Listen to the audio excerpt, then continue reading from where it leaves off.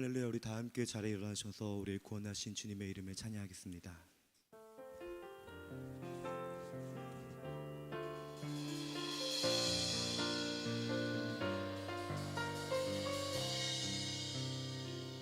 내 하나님 서신 발 앞에 무릎 꿇고 경배하리. 큰 권능과 영광이 가득한 내 아버지 계신 이곳 하나님의 그 크신 사랑이 우리 죄를 사하셨네. 어린 양의 보혈의 은혜로 나 담대히 나아가리. 우리 그런 주님의 이름을 찬양합시다. 오 하나님, 오 하나님, 그 빛난 얼굴 배우며 두 손 들고 나아가리. 찬송과 존귀와 영광과 능력을 그 하늘 보좌 위. 우리 한 번 더 찬양합시다. 오 하나님, 오 하나님, 그 빛난 얼굴 배우며 두 손 들고 나아가리. 찬송과 존귀와 영광과 능력을 그 하늘 보좌 위에. 아멘. 찬송과 존귀와 영광과 능력을 그 하늘 보좌 위에 주님께. 우리 그 주님께 감사의 박수 올려드립시다. 아멘.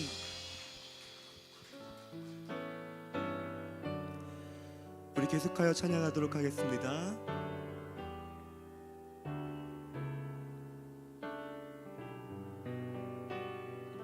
함께 고백합니다. 겸손히 주를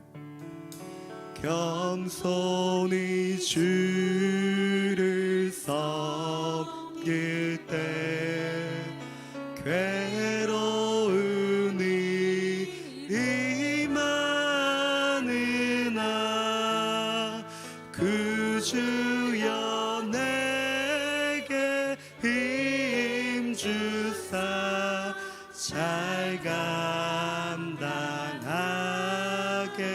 아멘. 인자 한 말을 가지고, 인자 한 말을 가지고 사람을 감화시키며 갈 길을 잃은 무리를 잘 인도하게 아멘. 장래의 영광, 장래의 영광 비추사 소망이 되게 하시며 그 주와 함께 살면서 참 평강어. 아멘. 구주와 함께 살면서, 구주와 함께 살면서 참 평강 얻게 하소서. 네, 우리 자리에 앉으셔서 계속해서 찬양하도록 하겠습니다. 우리 함께 박수와 기쁨과 즐거움으로 그 주님의 이름을 찬양합시다.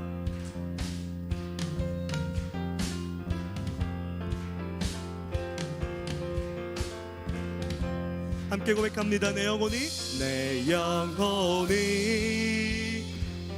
은총 입어 중한 죄짐 벗고 보니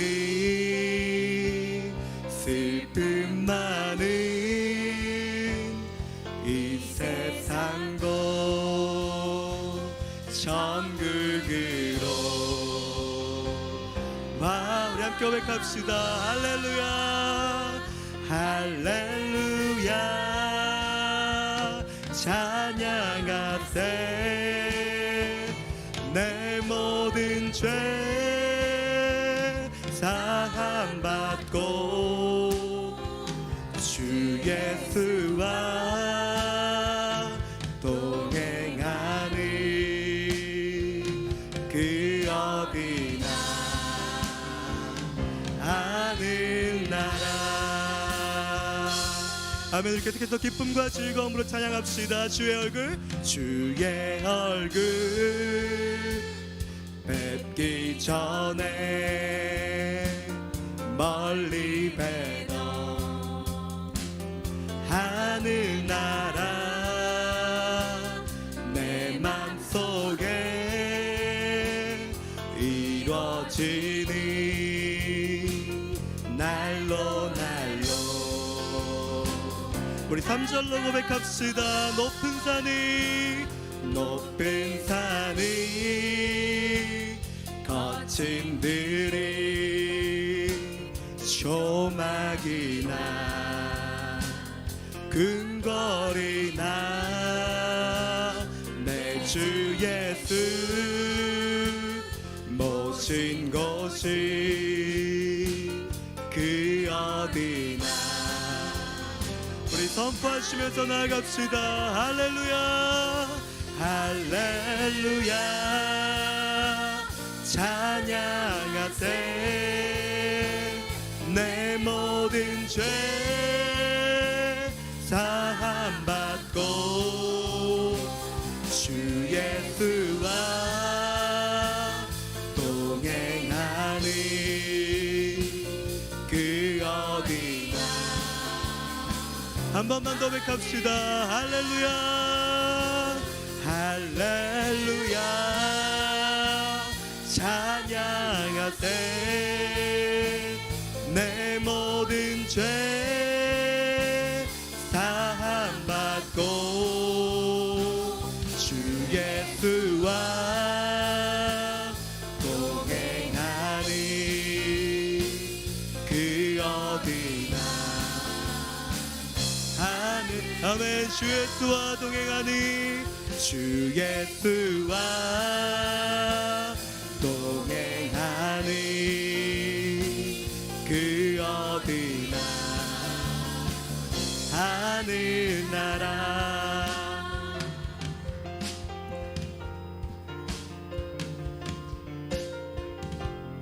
우리 계속해서 고백합시다.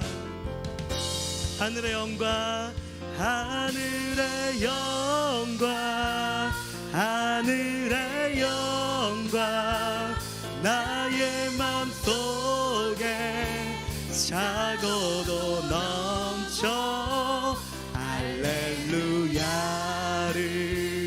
힘차게 불러 영원히 주를. 아멘. 마지막으로 선포합시다. 하늘의 영광 하늘의 영광 하늘의 영광 나의 맘속에 차고도 넘쳐 할렐루야를 힘차게 불러 영원히 주를 찬양하리. 아멘. 우리 가운데 구원 되신 주님의 이름을 다시 한번 찬양합시다. 아멘.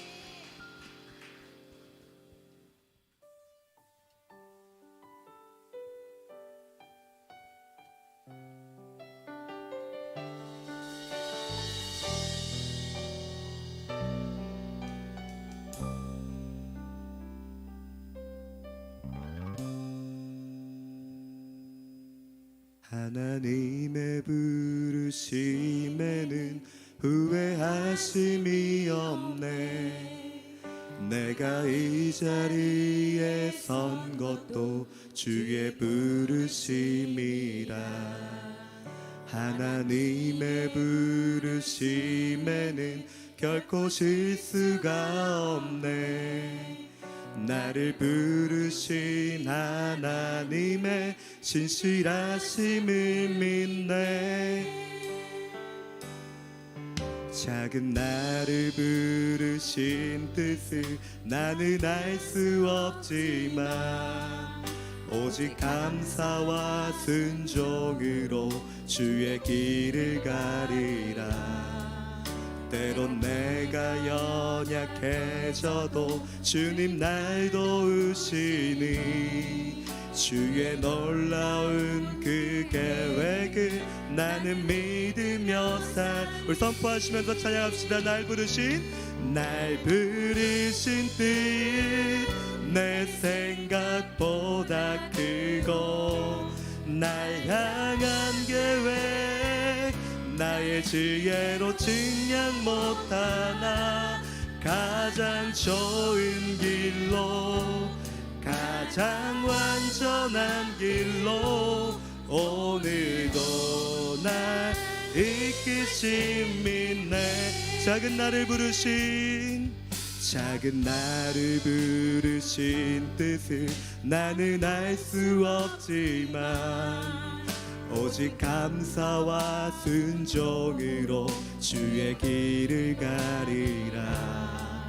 때론 내가 연약해져도 주님 날 도우시니 주의 놀라운 그 계획을 나는 믿으며 우리 선포하시면서 날 부르신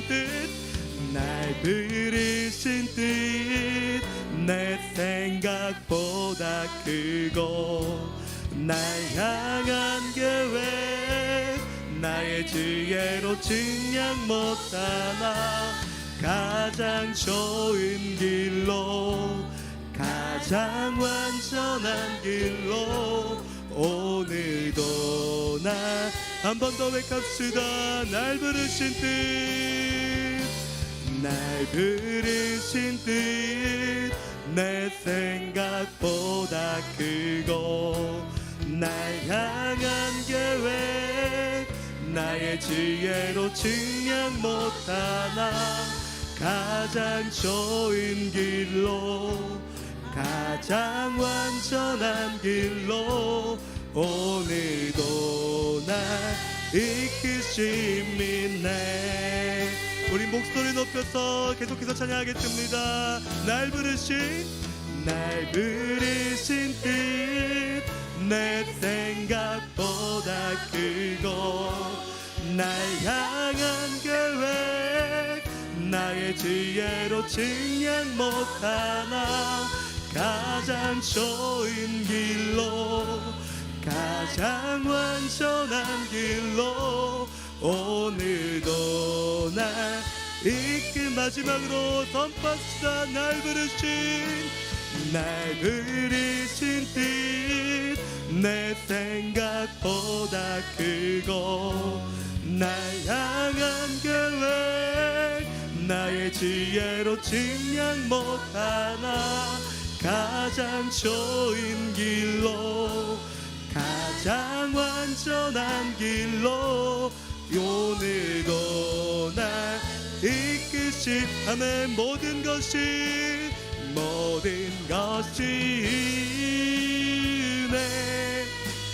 은혜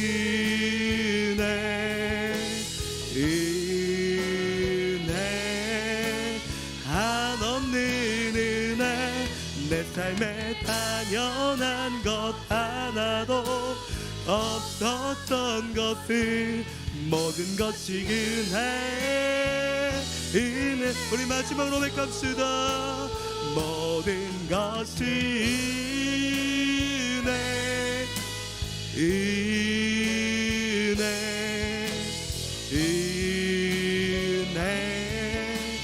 한없는 은혜 내 삶에 당연한 거 하나도 없었던 것을 모든 것이 은혜였소.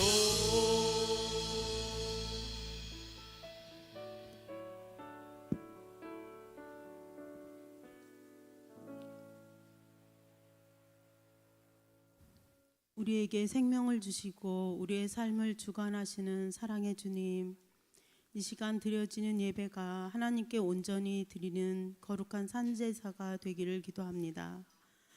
예배하는 우리의 심령이 하나님의 영으로 기뻐하는 예배가 되게 하옵소서. 주님, 한 주간의 삶 속에서 하나님이 주신 하루하루의 삶을 주님께 집중하지 못하고 그 하루를 내 생각대로 살았음을 고백합니다. 하나님께서는 하루하루 새 날을 주시며 하나님께 다가오기를 기다리시는데 그러지 못했음을 회개합니다. 용서하여 주시고 하나님의 말씀과 기도로 하나님과 동행하는 삶을 살아가게 하소서. 오늘 성찬 예배를 통하여 우리를 위해 살이 찢기시고 피 흘리신 주님의 은혜를 깊이 묵상하여 주님의 십자가의 공로를 다시 생각하게 하시고 기억하는 시간이 되게 하여 주시옵소서. 주님의 살과 피를 먹고 마실 때 주님과 온전한 연합이 이루어지게 하시고 성령 충만함으로 하나님께 영광 돌리는 믿음의 삶이 되게 하소서. 하나님, 이 나라가 하나님의 섭리와 복음으로 통치되는 주의 나라가 되게 하시고 나라의 위정자들이 하나님을 들어야 하며 겸손함으로 백성을 위해 일할 수 있도록 날마다 지혜를 더하여 주옵소서. 위정자들에게 하나님의 창조 질서를 귀히 여기게 하시고 세워진 자리에서 최선을 다하며 서로 화합하게 하소서. 사랑의 주님, 서산 온누리교회를 사랑하시는 하나님, 우리 교회가 이 지역에 죽어가는 영혼들을 구원하는 방주와 같은 교회가 되게 하시고 사도행정적 교회로 하나님이 기뻐하시는 교회가 되게 하소서.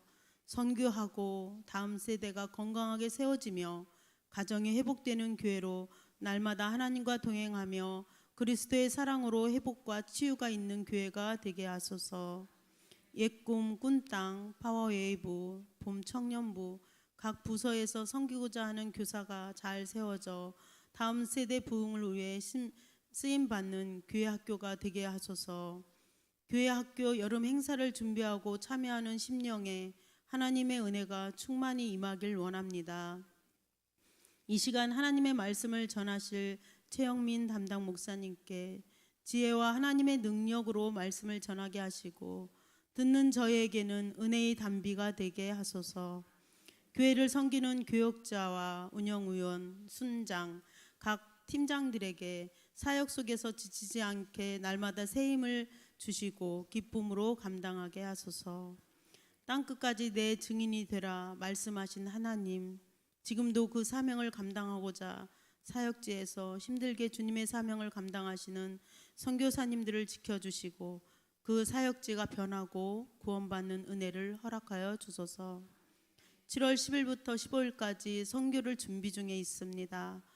영혼을 사랑하시어 복음을 전하기 어려운 곳에 귀한 선교사님을 보내시고 사역을 감당케 하시는 하나님, 준비한 선교팀이 그 땅을 밟고 기도할 때 그곳에서 역사하고 계신 하나님을 보게 하소서. 선교팀이 기도로 무장하게 하시고 선교사님께 위로와 사랑을 전하는 여정이 되게 하소서. 서산 M센터를 통하여 이주민들을 보내주시고 하나님을 알게 되는 구원의 은혜가 날마다 일어나게 하소서. 하나님, 몸과 마음이 아픈 환우들을 사랑하시어 주님의 말씀으로 회복시켜 주시고 건강함으로 주님과 동행하는 삶을 살게 하소서. 주님의 날에 여러 모양으로 수고하시는 사역자들에게 하나님이 주시는 위로와 기쁨이 넘치게 하소서. 우리의 생명 되신 예수 그리스도의 이름으로 기도드립니다. 아멘.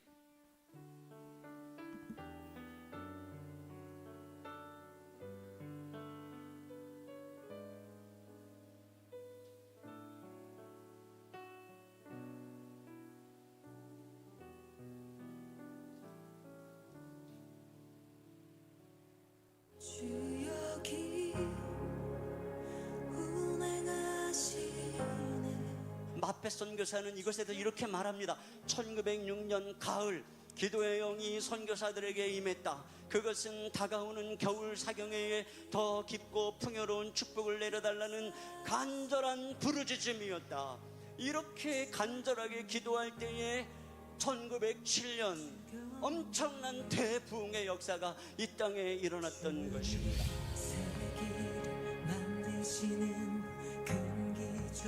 하나님의 일은 하나님이 하실 것입니다. 그런 하나님은 기도하는 이들을 통해 일하십니다. 여러분 자신에게 질문하고 대답해 보시기 바랍니다. 나는 매일 한국 교회를 위해서 기도하고 있나? 기도 없이 맞이할 우리의 미래의 고통에 비하면 기도의 수고는 사실 아무것도 아닙니다. 하늘의 하나님께서 우리의 기도를 들으시고 우리의 마음과 이 땅을 회복시켜 주시옵소서. 한국교회 곳곳에 영적 대각성이 일어나게 하여 주시옵소서.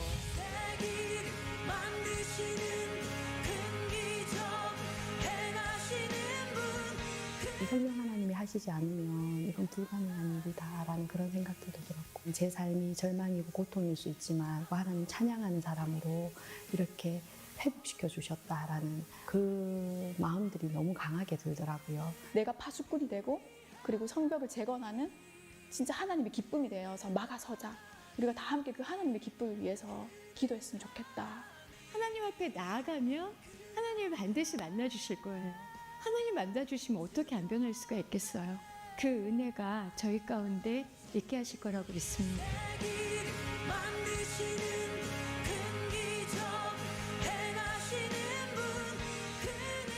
2024년 9월에 열린 제4차 로잔 대회를 준비하면서 함께 모인 교회들이 7.14 연합 기도 운동을 함께 일으키기로 했습니다. 두 차례 송도와 각 지역교회에서 기도 모임으로 함께 모였을 때 성령님이 역사하시고 또 하나님께서 이 기도 집회를 기뻐하신다는 확신을 가졌기 때문입니다. 이제 역대하 7장 14절의 말씀을 우리가 함께 붙잡고 나라와 민족을 위해 한국교회와 또 세계 선교를 위해 연합하여 기도하는 이 운동을 함께 일으키고자 합니다. 성령님께서 인도하시고 또 우리의 작은 기도가 모아져서 하나님 나라의 큰 역사를 이루는 통로가 될 줄로 믿습니다. 전국의 여러 교회들이 함께 연합합니다. 우리 성도들의 기도가 필요합니다. 또 헌신이 필요합니다. 봉사가 필요합니다. 이 기도가 모아져서 이 나라와 민족을 다시 부흥케 하고 또 세계 선교의 귀한 통로가 되는 7.14 기도운동이 되기를 바랍니다. 감사합니다.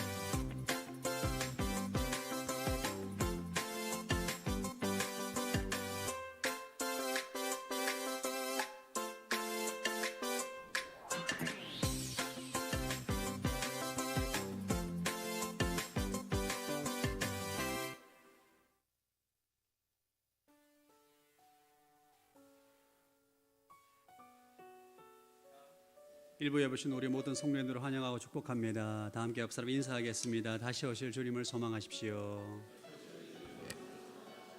네, 우리 사랑의 마음을 담아 함께 축복하겠습니다. God bless you. God bless you. 주님의 크신 은혜가 당신의 영혼 속에 가득 흘러넘치길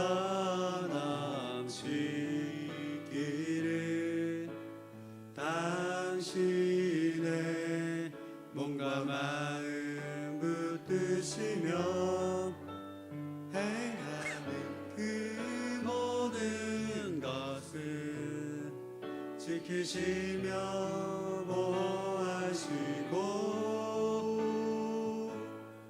참 기쁨이 언제나 넘치기를 축복하며 기도합니다. God bless you. God bless you. God bless you. God bless you. God bless you. 축복해요. 감사해요. 축복해요. 감사해요. 서로에게 박수로 축복하고 격려하겠습니다. 네, 감사합니다. 몇 가지 교회 소식 전해드리도록 하겠습니다. 조금 전에 보신 영상처럼 7.14 연합기도 대성회가 7월 14일 오후 2시 한양대학교 서울 캠퍼스 올림픽 체육관에서 열리게 됩니다. 저희 교회가 이제 단체로 좀 이동하지는 않고 여러분 또 개별적으로 참여할 수 있도록 권면하고 있습니다. 여러분 오늘의 신문에 보시면 QR코드를 참여하시면 저희가 참석할 수 있는 방법이 있습니다. 그거 잘 활용해 주시면 좋겠습니다.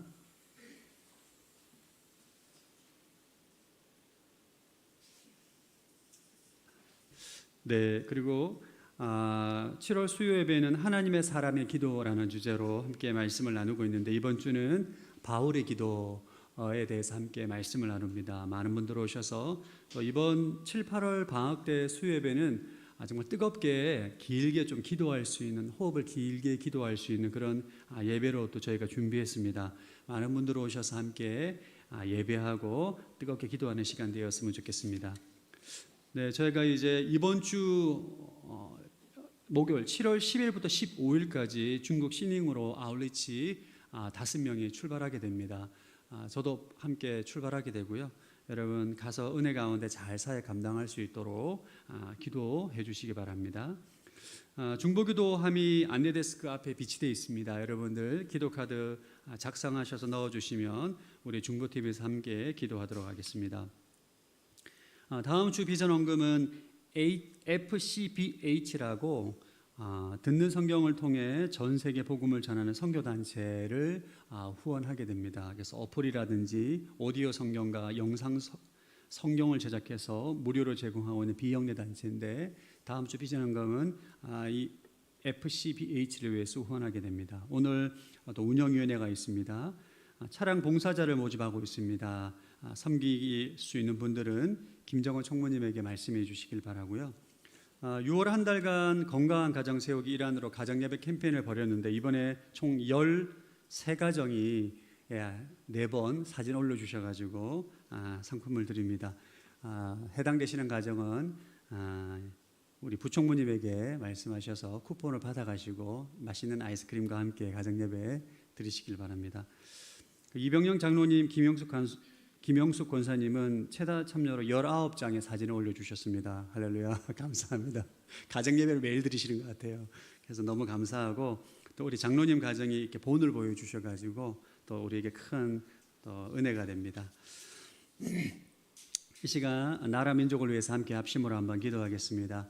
하나님, 대한민국 가운데 새로운 대통령을 세워주시고 또 새로운 내각을 구성하게 해주셨는데 새롭게 세워진 정부를 통하여서 이 나라의 민족을 잘 치리할 수 있는 도구로 쓰임받게 하여 주옵소서. 하나님을 두려워하게 하시고 백성을 사랑하는 마음으로 이 나라의 민족을 섬길 수 있는 축복의 통로 되게 하여 주옵소서. 함께 합심으로 기도하겠습니다. 하나님 아버지, 이번에 새롭게 세워진 대통령들과 내각들을 위해서 기도합니다. 하나님, 하나님을 두려워하고 경외하는 마음을 부어주시고 하나님께서 이 나라의 민족을 치리하는데 도구로 쓰임받게 하여 주옵소서. 하나님을 두려워하고 백성을 사랑하고 이 나라의 민족을 하나님의 뜻 가운데 치리할 수 있는 지도자들로 삼아 주시옵소서. 긍휼과 자비를 베풀어 주시옵소서. 은혜 위에 은혜를 부어 주옵소서. 축복하여 주시옵소서. 하나님 아버지, 이번에 새롭게 세워진 대통령과 또 내각들과 국회의원들을 위해서 기도합니다. 하나님, 하나님이 쓰시기에 합한 도구가 되게 하시고 무엇보다 그들이 하나님을 두려워하고 백성을 사랑하고 하나님의 뜻에 합하게 이 나라의 민족을 치리하고 다스리는 지도자들 되게 하여 주옵소서. 대한민국이 하나님 경외하는 국가로, 하나님 예배하는 국가로, 기도하는 국가로, 열방 가운데 하나님을 나타내는 국가로 다시금 일어설 수 있도록 축복하여 주옵소서. 감사드리오며 예수님 이름으로 기도드립니다. 아멘. 네, 오늘 하나님 말씀은 마태복음 18장 21절에서 35절 말씀입니다. 마태복음 18장 21절에서 35절 말씀을 교독하겠습니다. 그때 베드로가 예수께 와서 물었습니다. 주여, 제 형제가 제게 죄를 지으면 몇 번이나 용서해야 합니까? 7번까지 해야 합니까?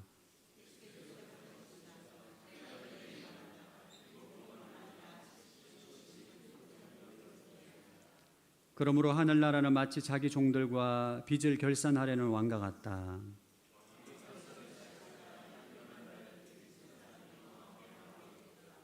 그런데 그는 빚 갚을 돈이 없었기 때문에 주인은 그 종에게 그 자신과 아내와 자녀와 전 재산을 팔아 갚도록 명령했다.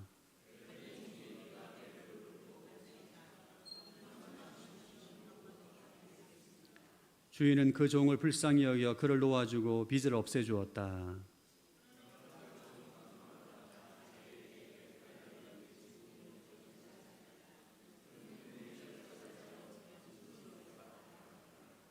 그의 동료가 무릎을 꿇고 애걸했다. 조금만 참아주게, 내가 다 갚겠네.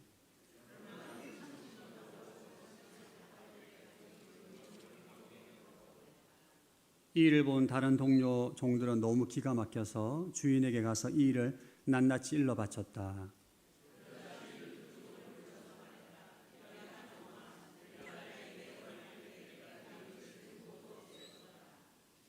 내가 너를 불쌍히 여긴 것처럼 너도 내 동료를 불쌍히 여겼어야 하지 않았느냐.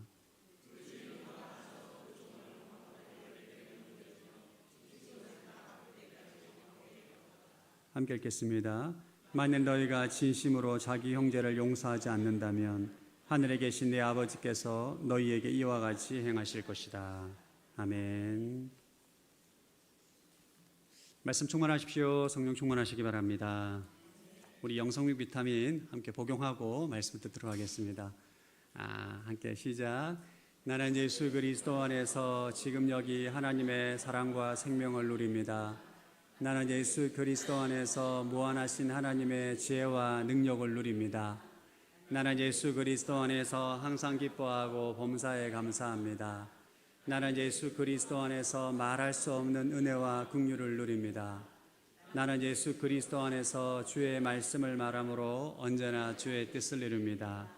나는 예수 그리스도 안에서 신성한 강건함과 자애를 누립니다.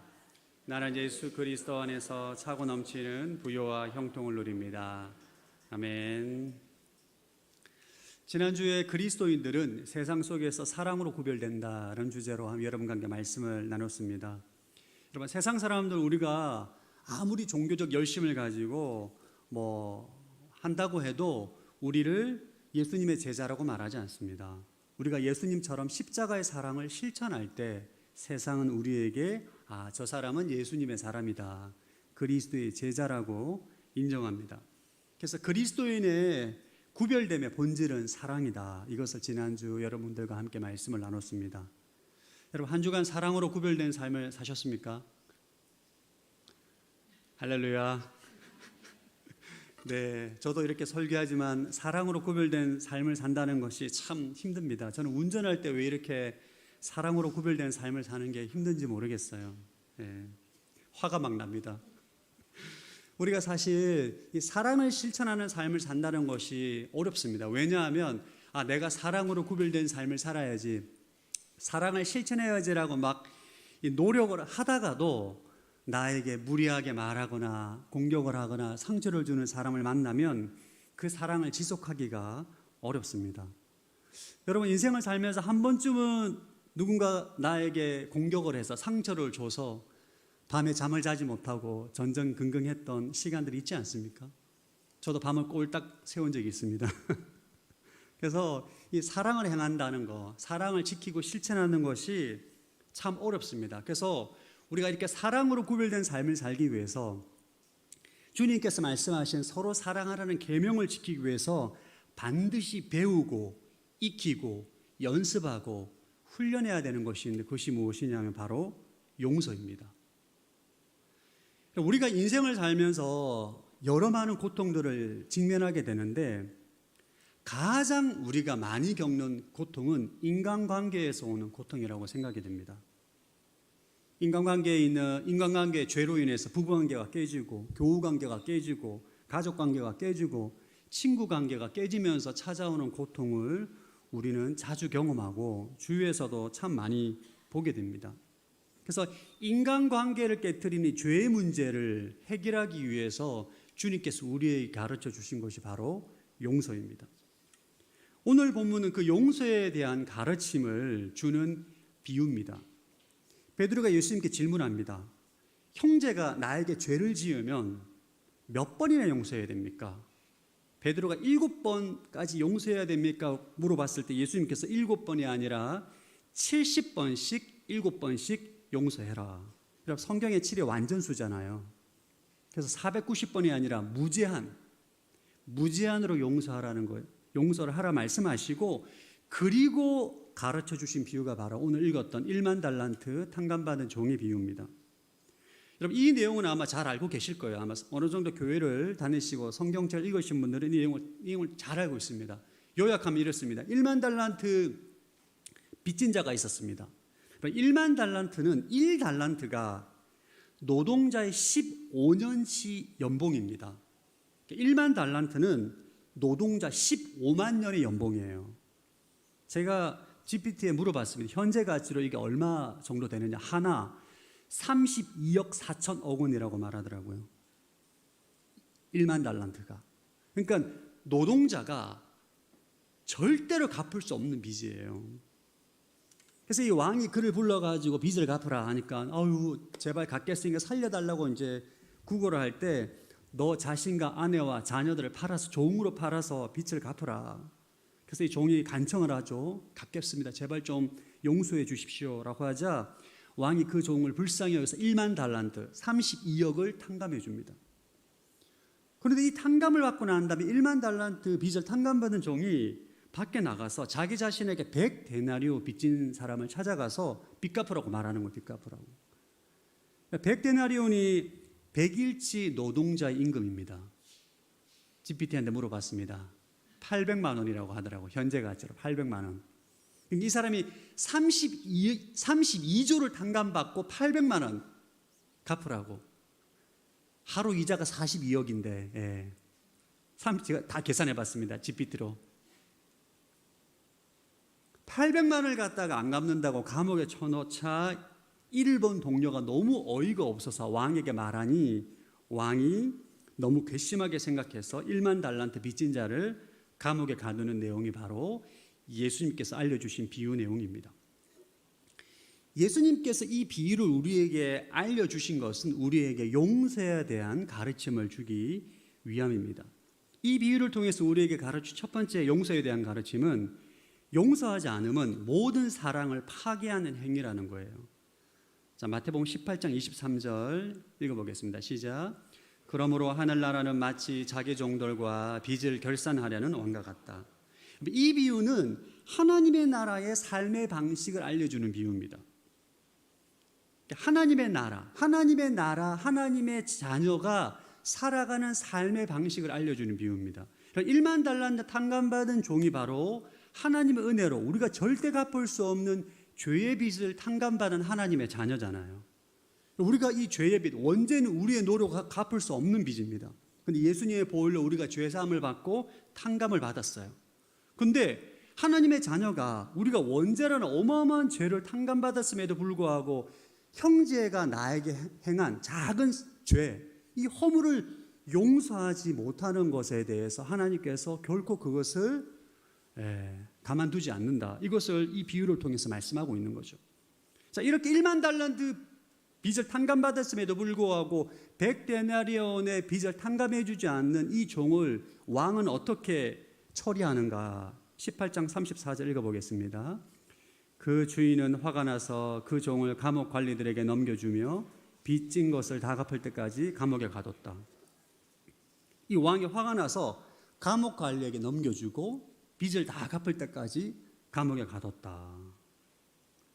여기서 1만 달란트 이 탕감받은 종은 100데나리온의 형제의 빚을 탕감해주지 않음으로 인해서 아주 인자한 왕의 관계도 깨지고 100데나리온 빌려주는 형제와의 관계도 깨지고 본인은 감옥에 갇히게 됩니다. 모든 사랑의 관계가 다 어그러지고 파괴가 된 거죠. 이 비유에는 두 가지 사고방식이 나옵니다. 하나님의 나라 사고방식이에요. 하나님의 나라 사고방식은 1만 달란트 빚을 탕감받았기 때문에 100데나리온의 빚을 탕감해 줘야 된다는 것이 하나님의 나라의 사고방식이고, 세상 나라의 사고방식은 눈에는 눈, 이에는 이라는 사고방식이에요. 이 비유는 하나님의 나라의 사고방식을 가진 하나님의 자녀가 세상 방식처럼 탕감해 주지 않고 눈에는 눈, 이에는 이 이렇게 살아갈 때 모든 사랑의 관계가 깨지고 결국은 감옥에 갇힌다는 것을 비유를 통해서 말씀하고 있습니다. 언제까지? 빚을 갚을 때까지.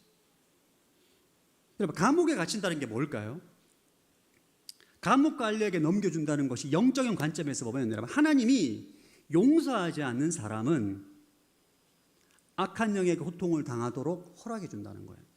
여기에 감옥은 미움과 분노의 감옥입니다. 우리가 하나님의 은혜로 우리의 원죄를 사함받고 우리의 모든 죄사함을 받고 하나님의 크신 은혜를 받은 사람들이 형제의 작은 허물을 용서하지 않을 때 하나님께서 합법적으로 악한 영이 그를 괴롭히도록 허락해주고 우리는 마음은 분노와 미움의 감옥에 갇히도록 허락해 준다는 거예요. 언제까지? 빚을 갚을 때까지, 용서할 때까지. 이건 굉장히 우리에게 너무나 하나님께서 용서에 대한 귀한 가르침을 주는 비유입니다. 제가 오래전에 성령 집회에 기도 사역을 하러 간 적이 있습니다. 그래서 이제 치유라든지 이제 은혜를 받고 싶은 분 오셔서 기도해 주는 사역을 갔는데 오래전에 섬겼던 자매가 그곳에 와 있는 거예요. 너무 반가웠습니다. 인사를 했는데 얼굴이 너무 안 좋은 거예요. 이전에는 굉장히 아름다운 자매였던 것 같은데 굉장히 몸이 안 좋아 보였고 굉장히 질환 가운데 어려움이 있는 것처럼 보였습니다. 그래서 무슨 일이 있었냐, 얼굴이 왜 이렇게 안 좋아 보이냐 제가 질문하니까 대성통곡을 하더라고요. 왜 그러냐 물어보니까 이제 결혼하려고 했던 형제가 있었는데 결혼을 준비하는 과정 가운데 결혼이 이제 깨지게 된 거예요. 그래서 좀 기도하면서 마음을 정리하고 있는데 6개월 후에 그 형제가 다른 자매랑 결혼을 한다는 소식을 듣고 분노하게 된 거예요. 어떻게 나한테 이럴 수가 있냐. 그 형제에 대한 미움과 분노로 인해서 몇 년 동안 그 형제에 대한 분노와 미움 이 분노를, 그러니까 불면증에 우울증에 공황장애 증세에 몇 년을 시달리다가 류마티즘에서 막 몸의 병까지. 그래서 제가 그 자매에게 자매님 지금 그게 몇 년 전 일인데 아직까지 그 형제를 하냐, 이제는 그만 놓아줘라, 용서해라. 절대 그 형제를 용서하면 막 소리를 지르는데 너무 안타까웠습니다. 마음에 분노와 미움이 있으니까 여러분, 이 마음의 분노와 미움으로 용서하지 못하잖아요. 악한 영이 합법적으로 그 마음이 역사를 합니다. 완전히 분노와 미움의 감옥에 갇혀 있는 거죠. 우리가 반드시 기억해야 될 것은 용서는 여러분 해도 되고 안 해도 되는 선택의 문제가 아닙니다. 하나님의 나라에서 용서하지 않는 것은 죄입니다. 죄를 마음 가운데 품고 있기 때문에 악한 영이 합법적으로 역사를 하는 거예요. 형제를 용서하지 않으면 하나님과의 생명의 관계가 다 끊깁니다. 기도로 주님 임재 앞에 나아갈 수도 없어요. 그의 마음은 미움과 분노의 감옥에 갇히게 되는 거죠. 용서하지 않는 것은, 형제를 용서하지 않는 것, 독약을 먹고 형제를 저주하는 것과 같습니다. 여러분, 내가 독약을 먹고 형제를 저주하면 누가 죽죠? 형제는 잘 먹고 잘 삽니다. 예. 독약먹은 내가 죽는 거죠.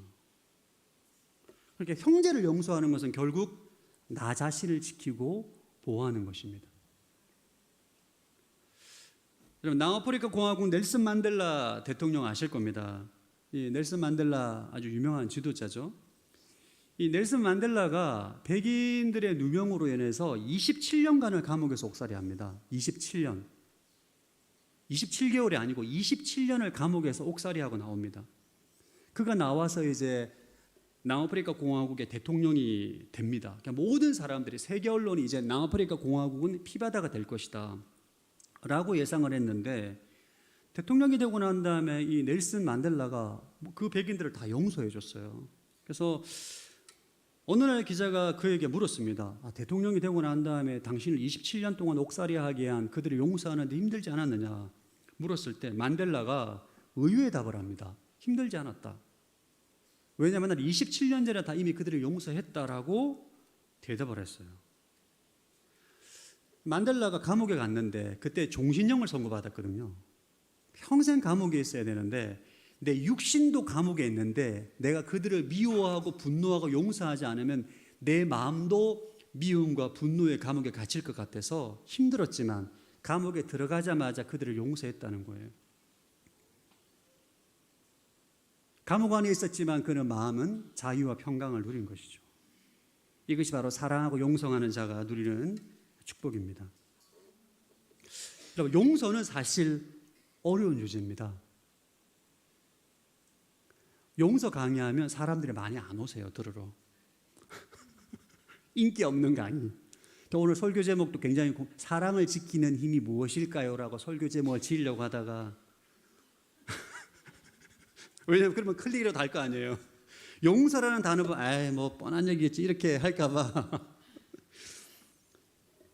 우리 기억해야 됩니다. 누군가에 대해서 미워하고 원한을 품고 용서하지 않는 그 사람의 마음이 바로 지옥입니다. 불법이 있는 곳에는 악한 영이 합법적으로 역사하도록 하나님께서 허락하십니다. 우리 마음 안에 하나님의 사랑을, 죄를 탕감받았음에도 불구하고 형제의 허물을 용서하지 않는 때는 하나님께서 악한 영이 역사하도록 허락해 주시는 거예요. 왜? 빚을 갚을 때까지.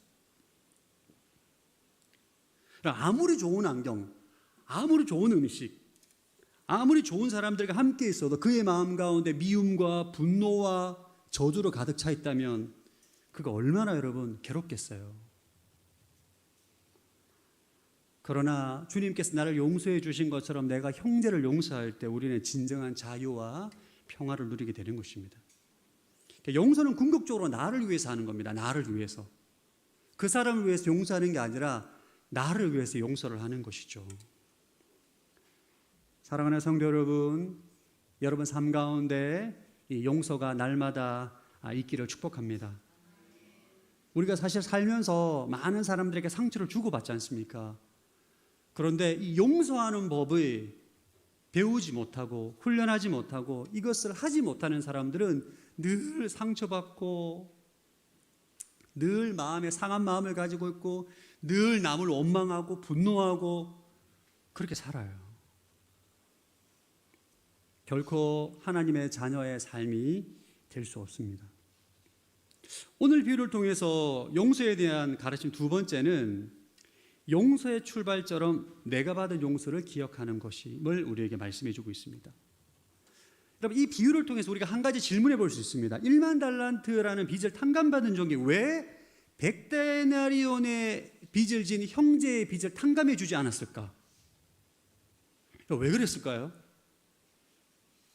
이거 한번 생각해 봐야 돼요. 32조 4천억 원을 탕감받았어요.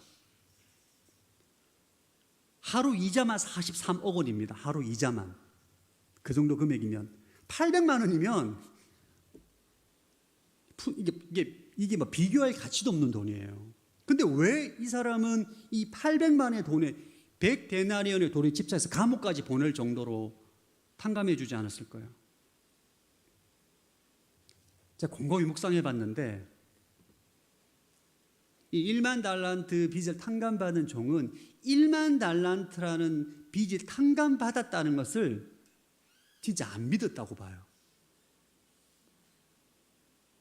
잠깐 왕으로부터 잠깐 내가 면피를 했고 언젠가는 갚아야 될 거다. 절대 이것을 갚아줄 리가 없다. 32주를 어떻게 탕감해줘? 말이 안 된다. 잠깐 내가 이 면피가 된 거고 언젠가는 이 빚을 갚아야 되기 때문에 악착같이 내가 돈을 모아야 된다. 왕의 은혜를 믿지 않았던 것으로 저는 해석을 합니다. 여러분, 진짜 하나님 은혜를 받잖아요. 진짜 하나님 은혜로 나의 정말 이 죄가 용서받았다는 걸 진짜 진심으로 믿고 경험한 사람은 다른 사람을 기꺼이 용서하는 마음이 생깁니다. 그럴 수밖에 없어요. 진짜 내가 하나님 은혜로 내가 정말 죽어야 되는데, 사형받아야 되는데 내가 하나님의 은혜로 살아났던 사람은 형제의 허물을 기꺼이 용서하는 마음이 생기게 되어 있습니다. 우리는 종종 용서와 상처를 준 그 사람 사이에 용서를 나와 가해자 사이에 수평적인 문제로 생각을 합니다. 그러니까 이런 거죠. 그 사람의 잘못의 크기와 깊이를 생각해 보면서 요 정도는 내가 용서해 줄 수 있다. 근데 요 정도는 내가 용서해 줄 수 있다. 이걸 넘어가면 내가 용서해 주기 힘들다라고 계산하면서 용서해 줘야 되나 말아야 되나 생각할 수 있습니다. 그러나 성경은 그렇게 말하지 않습니다. 하나님과의 나의 수직적인 관계를 먼저 생각해 보라고 말합니다. 용서의 출발점은 사람과 사람과의 수평적인 관계가 아니라 하나님과의 나의 수직적인 관계의 기초에서 우리가 용서가 출발된다는 것입니다. 우리가 하나님 앞에 어떤 존재입니까? 우리가 하나님 앞에 어떤 존재입니까? 수많은 우상 숭배와 불법과 불의와 더러움과 거짓과 엄청난 죄를 지었음에도 불구하고 주님께서 독생자로의 피로 우리를 죄를 사해 주신 것이죠. 이것이 우리가 받은 용서입니다. 이 엄청난 은혜를 깨닫는 사람은 다른 사람을 용서할 수 있는 힘을 얻습니다. 그런데 이러한 용서에 은혜가 없는 사람은 그럴 수 없는 거예요. 저는 성경을 이렇게 좀 보면서 참 정말 신기한 사람 중에 한 사람이 사도 바울입니다. 아니, 그렇게 핍박을 당하고 돌에 맞고 음해를 당하고 매를 맞고 이런 수모와 박해와 죽음의 위기 가운데서도 사도 바울을 보면 그 형제를 미워하거나 저주하거나 이런 모습이 잘 안 보여요. 물론 그도 힘들었겠죠. 어떻게 그런 삶을 살아갈 수 있었을까? 그 원동력이 뭘까? 저는 사실 많이 궁금했었습니다. 근데 2018년도에 바울이라는 영화가 개봉을 했어요. 바울이라는 영화. 여러분 꼭 한번 보시면 좋을 것 같아요. 네이버에 들어가시면 다 영화를 볼 수 있습니다. 이 영화를 보면 사도 바울이 이제 그의 삶이 이제 쭉 전개가 되면서 이제 그 노년에 참수형 당해까지 이야기를 조용하게 그렸는데, 이 바울이 노년에 이제 죽을 때가 다 되었을 때 꿈을 꾸는데 어떤 꿈을 꾸냐 하면 그가 스데반 집사를 죽였던데 참여했던 주도적인 역할을 했던 꿈을 꿉니다. 그 영화를 통해서 사도 바울이 평생 스데반을 죽인 것에 대해서 죄책감을 가졌다는 것을 영화를 통해서 자꾸 암시를 해요. 개인적인 해석입니다만 사도 바울이 스데반을 죽이는데 앞장섰잖아요. 간접 살인했잖아요. 본인이 살인자라고요. 그렇게 사람을 핍박하고 박해하고 죽였던 살인자였음에도 불구하고 하나님 은혜로 죄사함을 받았기 때문에 자신을 핍박하고 음해하고 공격하는 사람을 용서할 수 있었다라고 봅니다. 내가 죄사함을 받았잖아요. 이것이 바로 하나님의 용서를 경험한 자의 능력입니다. 하나님의 용서를 경험하지 않고서는 우리는 형제를 용서할 수 없어요. 불가능합니다. 여러분들 가운데 누군가를 용서하고 싶은데 잘 안 된다. 그때는 여러분 하나님의 은혜를 기억해야 돼요. 내가 어떤 존재였고 내가 하나님 안에서 어떤 죄사함을 받았는지를 깊이 생각해 봐야 됩니다. 이것에 대한 은혜와 성찰이 부족한 사람은 늘 형제의 허물과 잘못을 보기 때문에 용서할 수 있는 힘이 없는 거예요.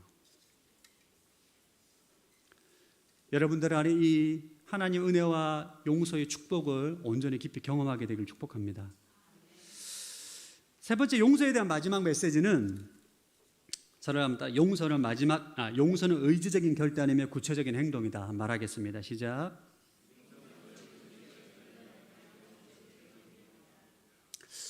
여러분, 성경에서 말하는 용서는 내가 이제 감정적으로 저 사람을 용서할 수 있겠다, 그런 감정이 생겨서 그 감정의 기초에서 그 사람을 용서하는 것은 성경에서 말하는 용서가 아닙니다.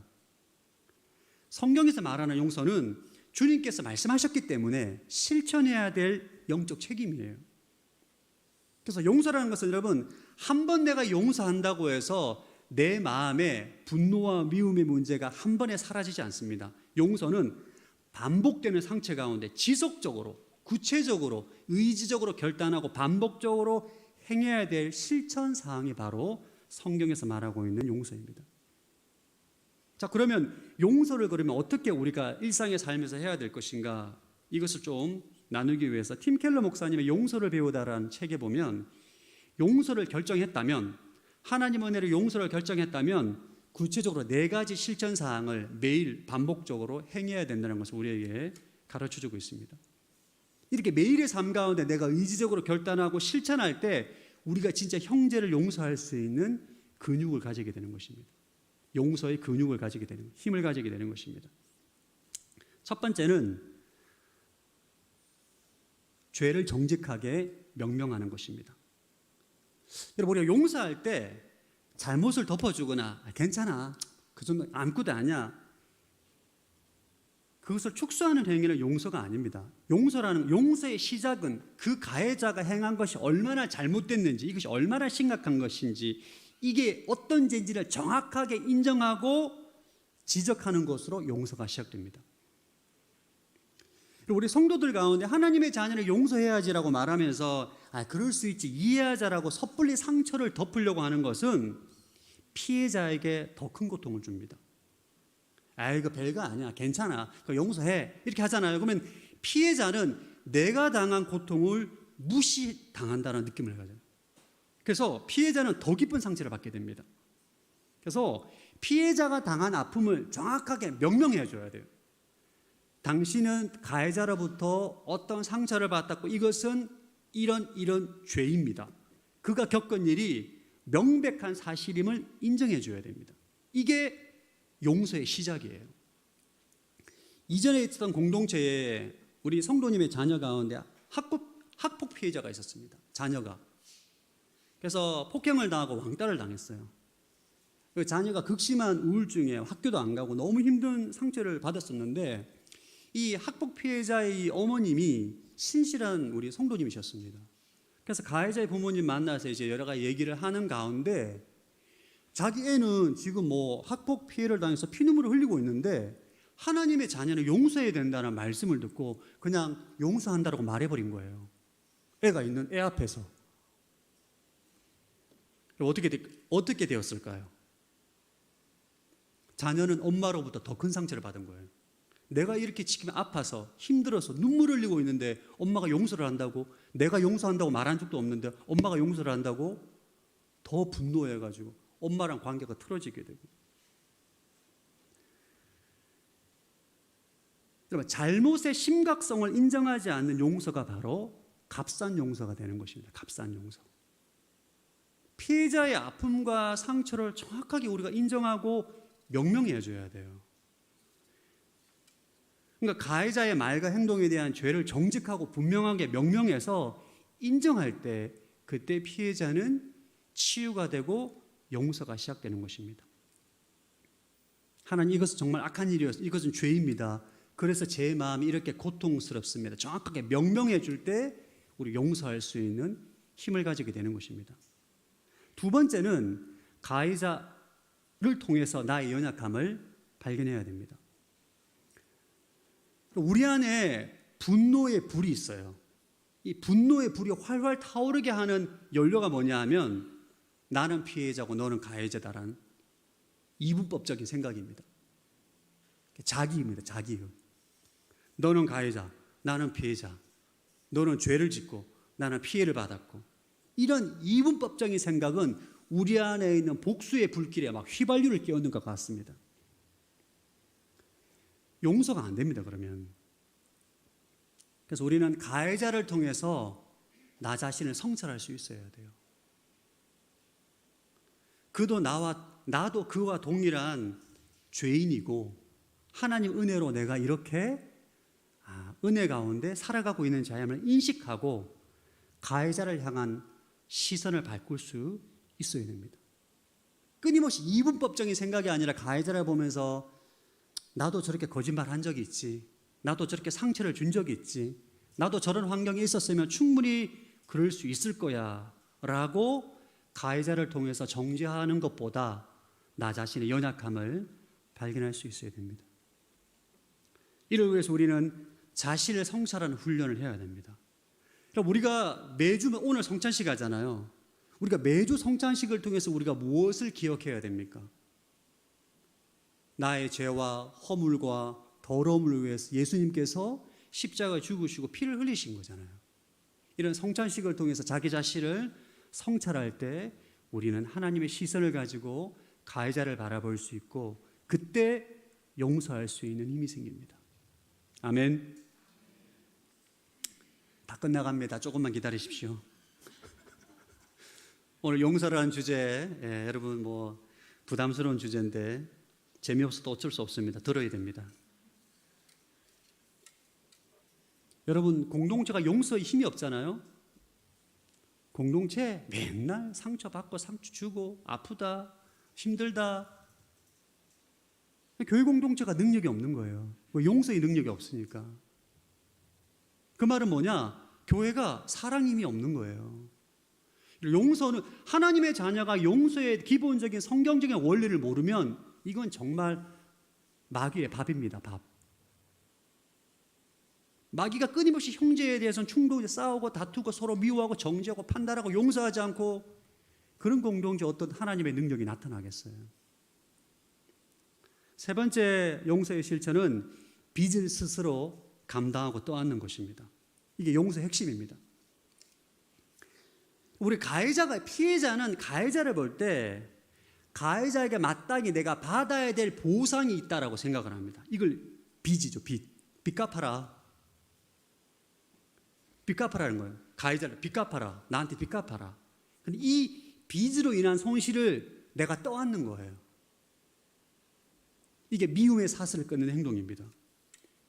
우리는 피해자는 끊임없이 가해자를 보면서 내 마음의 장부에 기록합니다. 너는 내게 빚졌어. 너는 내게 빚졌어. 너는 내게 빚졌어. 끊임없이 빚을 갚으라고 요구합니다. 그런데 이 빚을 갚으라고 요구하는 게 아니라 내가 탕감해 주는 거예요. 내가 떠안는 거예요, 그냥. 더 이상 요구하지 않는 것입니다. 이것이 바로 용서의 핵심입니다.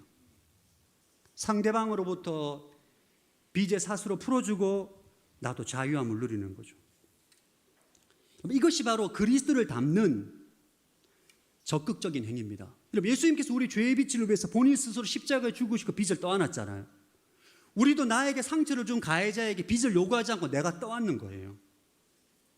이것이 바로 십자가의 사랑을 실천하는 행위입니다. 여기서 말하는 빚은 여러분 정서적, 도덕적, 관계적 차원의 빚입니다. 만약 누군가가 내 명예를 훼손했잖아요. 그 명예의 빚을 내가 갖고 있는 거죠. 근데 그 사람에게 내가 더 이상 내 명예를 모욕한 거에 대한 빚을 요구하지 않는 거예요. 내가 떠안는 거예요, 그냥. 상처를 줬다. 더 이상 그 사람에게 내가 상처를 받았으면 너도 상처를 당해봐라. 고통을 당해봐라. 이걸 요구하는 게 아니라 내가 그것을 떠안는 것입니다. 이게 용서예요, 용서. 다른 말로 내가 복수하지 않는 것입니다. 내가 복수하지 않는 것을 결단하는 거예요. 그리고 하나님께 맡기는 것입니다. 그러니까 하나님, 내가 오늘 복수하고 싶은데 복수하지 않기로 결단합니다. 내가 저 사람을 정죄하고 싶은데 저 사람을 정죄하지 않겠습니다. 내가 더 이상 이 일로 주변 사람들에게 저 사람을 험담하고 비난하지 않겠습니다. 더 이상 그 사람이 갖고 있는 빚을 내가 요구하지 않고 내가 떠안겠습니다. 내가 감당하겠습니다. 예수 그리스도의 이름으로 저 사람을 용서하기로 선언합니다. 내가 빚을 떠안는 거예요. 이게 용서의 핵심입니다. 할렐루야. 이걸 말해야 돼요. 이게 한 번만이 안 됩니다. 여러분 상처받는 사람 있잖아요. 그 빚을 떠안는다고 하지만 사람들만 만나면 그 사람에 대해서 막 험담이 막 나옵니다. 상한 마음이 있으니까.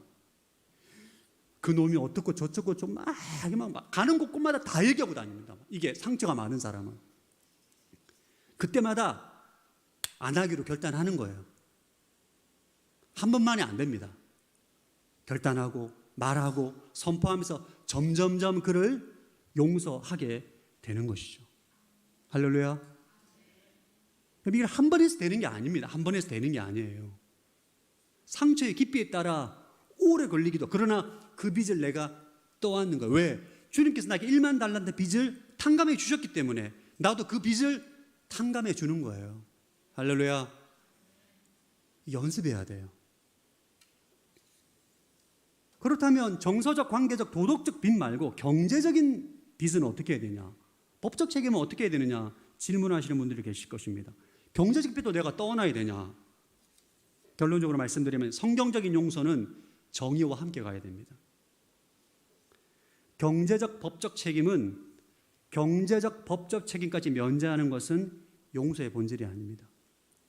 팀 켈러 목사님께서 이런 말씀을 했습니다. 용서 없는 정의는 잔인하고 정의 없는 용서는 가볍고 위험하다. 제가 아는 성도분이 자녀분이 사기를 당했어요. 가해자가 거짓말과 가스라이팅으로 엄청나게 큰 금액을 사기를 당했고 경제적, 정신적 큰 피해를 입었습니다. 직장도 그만뒀어요. 이 문제 때문에. 근데 우연히 그 사기범이 경찰에 잡히게 된 거예요. 근데 이 가해자가 온갖 거짓말로 소송을 취해달라고 막 요청을 할 때 이 피해자의 부모님이 저에게 찾아오셨습니다. 엄마 되시는 분들은 우리가 그리스도인인데 하나님 자녀들 용서해야 되지 않겠냐. 아버지는 절대 그럴 수 없다. 제가 뭐라 답변 드렸을 것 같습니까? 빚을 떠안아라. 그러나 어머님 만약에 가해자를 용서하고 지금 고소를 취하잖아요. 그럼 피해자인 자녀의 관점에서 볼 때 하나님의 정의로 무너지는 것입니다. 자녀는 더 큰 상처를 받고 하나님 떠날 수 있다. 용서는 정의와 공동체의 질서와 함께 가야 합니다. 우리가 원수를 용서하지만 가해자는 자신이 행한 경제적인 책임, 법적인 책임을 져야 하는 거예요. 그래야만 우리가 살아가는 공동체의 정의가 세워지게 되고 질서가 세워지게 되는 것입니다. 마지막으로 오늘 좀 기네요 설교가. 할렐루야. 힘들어도 가겠습니다. 네 번째 마지막 실천은 관계 회복을 향해 나아가는 것입니다. 여러분, 내면의 용서를 바탕으로 우리는 관계 회복을 위해서 노력해야 돼요. 우리 용서의 궁극적인 목적은 회복입니다. 관계가 회복되고 사랑의 공동체를 다시 세워가는 것을 지향해야 되는 것입니다. 그러나 용서와 화해가 별개임을 기억해야 됩니다. 용서한다고 다 화해되지 않습니다. 용서는 내가 일방적으로 내면의 결단이지만 화해는 쌍방간의 합의가 필요하기 때문에 용서를 한다고 다 화해로 이루어지는 것은 아닙니다. 화해를 위해서는 또 지혜로운 접근이 필요해요. 심각한 범죄나 학대의 경우는 가해자가 전혀 뉘우치지도 않고 여전히 위험한 관계가 있다면 회복하는 것 자체가 어리석고 위험한 일입니다. 그럴 때는 내면의 용서로 충분합니다. 이 네 가지 실천사항은 여러분 순차적으로 일어날 수 있고 동시에 일어날 수 있고 반복적으로 일어납니다. 그러나 이것을 우리가 실천하고 해가면서 우리는 형제를 용서할 수 있는 힘을 가지게 되는 것입니다. 할렐루야. 여러분, 용서가 말 한마디로 되어지는 것이 아니에요. 용서는 정말 어렵고 깊은 영적인 싸움입니다. 용서하기 싫잖아요, 그죠, 여러분? 그렇지 않습니까? 진짜 용서하기 싫어. 인간의 본성은 용서를 하기 싫습니다. 여러분, 용서하는 영화 관객이 오지를 않습니다. 진짜요. 근데 복수하는 영화, 사이다 영상, 보복하는 영화는 막 1000만 관객까지 동원합니다. 왜? 시원하니까. 인간의 본성은 그래요. 그러나 우리가 용서를 배우지 않는다면 결코 우리는 그리스도의 사랑으로 이 땅에서 하나님의 자녀로 살아갈 수가 없다는 것을 기억하십시오. 오늘 이 말씀을 들으시고 용서를 의지적으로 결단하시기 바랍니다. 결단하는 거예요, 마음으로. 구체적으로 행동하는 것, 실천하는 것입니다. 그럴 때 여러분 참된 자유와 해방을 누리게 될 것입니다. 이 시간 말씀 의지해서 한번 기도하겠습니다. 하나님, 오늘 말씀을 통하여서 1만 달란트의 빚을 탕감받았음에도 불구하고 작은 형제의 죄를 용서하지 않는 것이 죄라는 것을 알게 해주심에 감사함을 드립니다. 이 시간 좀 회개하며 나아가기를 원합니다. 하나님, 나의 그 주홍빛과 같은 죄를 용서받았음에도 불구하고 형제의 작은 죄를 용서하지 못한 나의 허물을 회개합니다. 주님, 형제를 미워하고 용서하지 못했던 마음의 묶임으로부터 자유함을 누리게 하여 주옵소서. 함께 회개함으로 기도하며 나가겠습니다. 하나님 아버지, 감사함을 드립니다. 이 시간 기도하며 나아갑니다. 하나님 아버지, 형제를 미워하고 용서하지 못했던 나의 죄를 용서해 주시기를 원합니다.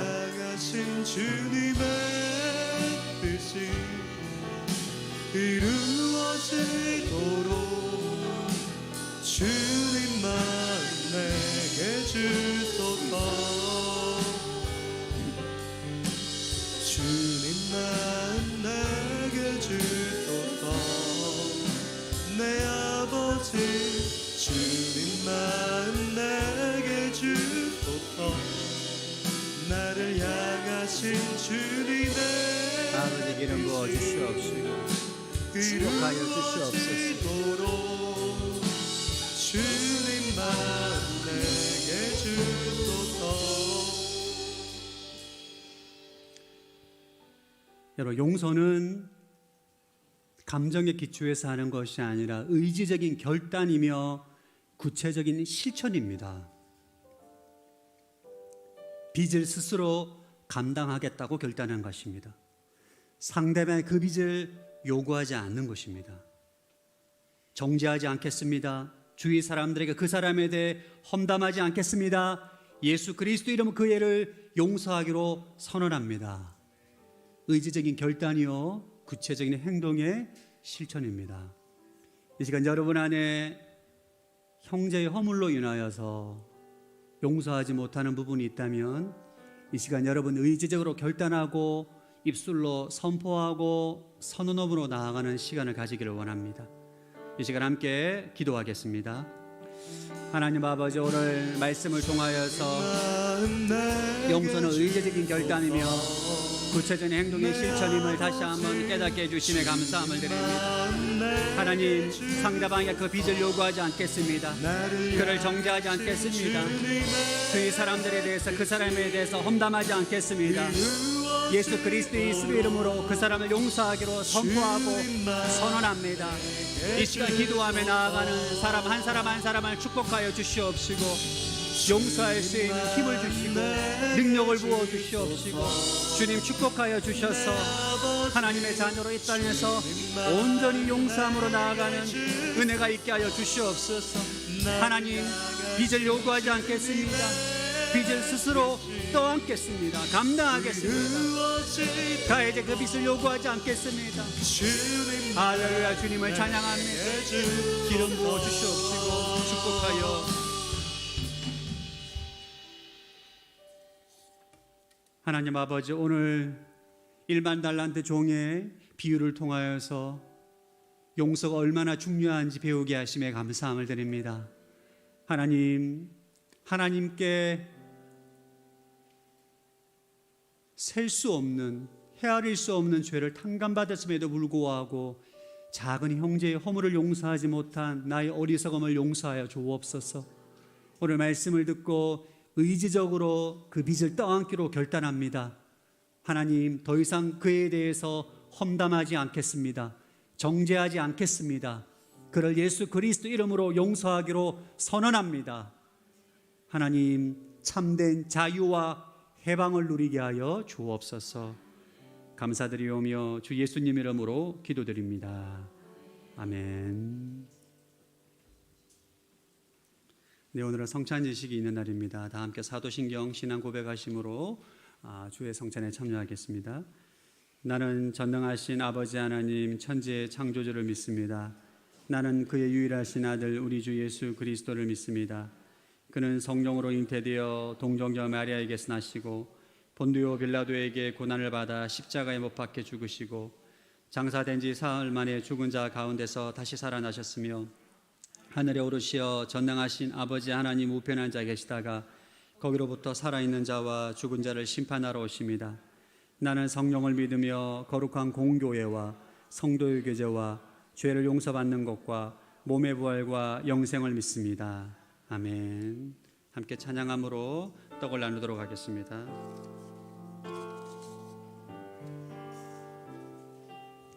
주 달려 죽은 주 달려 죽은 십자가 우리가 생각할 때에 세상에 속하 욕심을 헛된 줄 알고 버리는 죽으신 구주 밖에는 자랑을 말게 하소서. 보혈의 공로 힘입어 교만한 마음을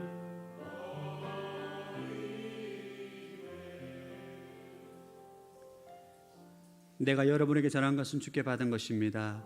그 주 예수께서는 잡히시던 밤에 빵을 들어 감사하시고 떼시며 말씀하셨습니다. 이것은 너희를 위해 주는 내 몸이니 이 해를 행해 나를 기념하라.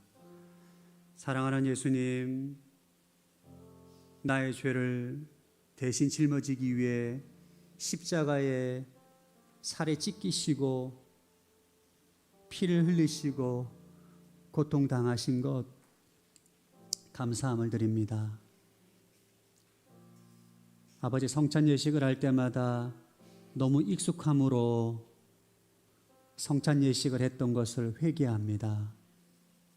내 대신 십자가에 못 박히시고 살에 찢기시고 고통을 당하시고 나의 모든 죄의 빚을 탕감하신 주님께 감사를 드립니다. 하나님, 내가 예수 그리스도 안에서 이 용서의 은혜를 날마다 기억하게 하심으로 형제의 허물을 용서할 수 있는 넉넉한 힘을 허락하여 주옵소서. 예수님 이름으로 기도드립니다.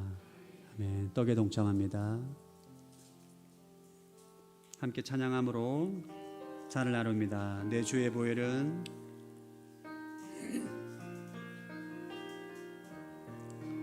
내 주의 보혈은 정하고 정하다.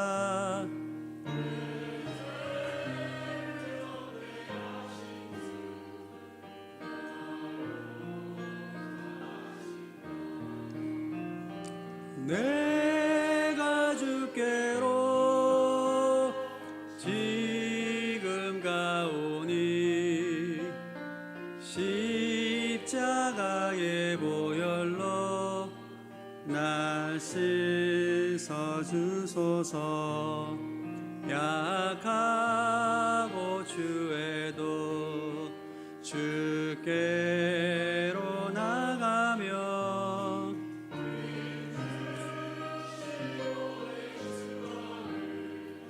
곧 씻어 주시네. 내가 주께로 지금 가오니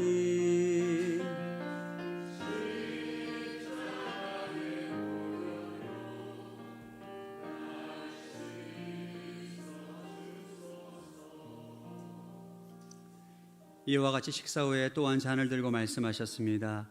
이 잔은 내 피로 세운 새 언약이니 이 예를 행해 마실 때마다 나를 기념하라.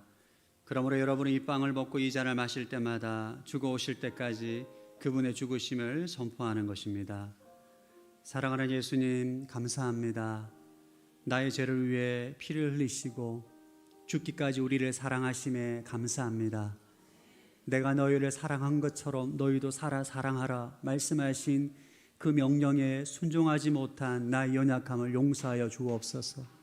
날마다 우리 주 예수 그리스도의 십자가와 보혈을 기억하게 하시고 나의 죄를 탕감해 주시고 끝까지 나를 사랑하신 그 사랑의 은혜에 날마다 감동되는 나의 심령 되게 하여 주옵소서.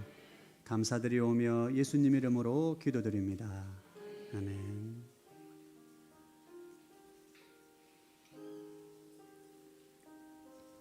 자, 기도하겠습니다. 하나님, 이번 주에도 성찬 예식을 통하여서 십자가에 달려 살이 찢기시고 피를 흘리신 예수님의 은혜를 기억합니다.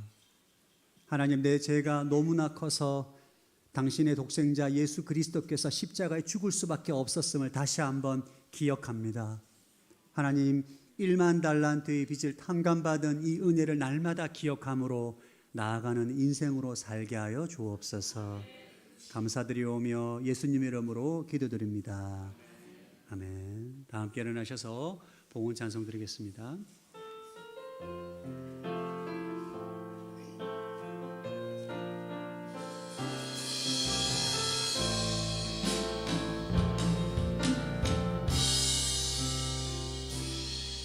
영광을 돌리세 우리 하나님께 존귀와 위엄과 능력과 아름다움 만방의 모든 신은 헛된 우상이니 오직 하늘의 하나님 그 영광 찬양해.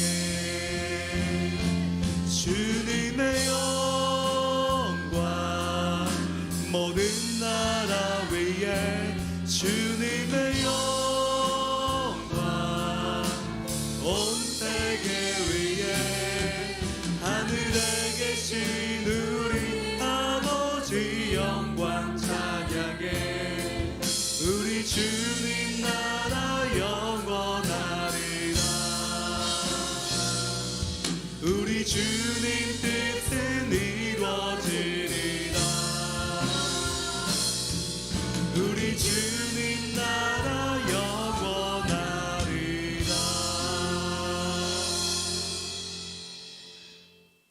하나님, 기쁨과 감사로 귀한 물질을 드립니다. 물질을 드린 손길을 축복하여 주시옵시고 그의 사업장과 일터 가운데 차고 넘치는 번성과 형통의 축복을 누리게 하여 주옵소서. 하나님, 특별히 마음이 상한 자들을 기억하여 주시고 그 상한 마음을 치유하시고 예수 그리스도 안에서 용서할 수 있는 힘을 허락하여 주옵소서. 이제는 우리 주 예수 그리스도의 은혜와 하나님 아버지의 무한하신 사랑하심과 성령의 교통하심이 하나님의 은혜로 용서하기로 결단하며 나아가는 서산 온누리교회 모든 성도들과 M센터 위에 열방 가운데 수고하시는 모든 선교사님과 대한민국 위에 지금부터 영원토록 함께하기를 축원하옵나이다. 아멘.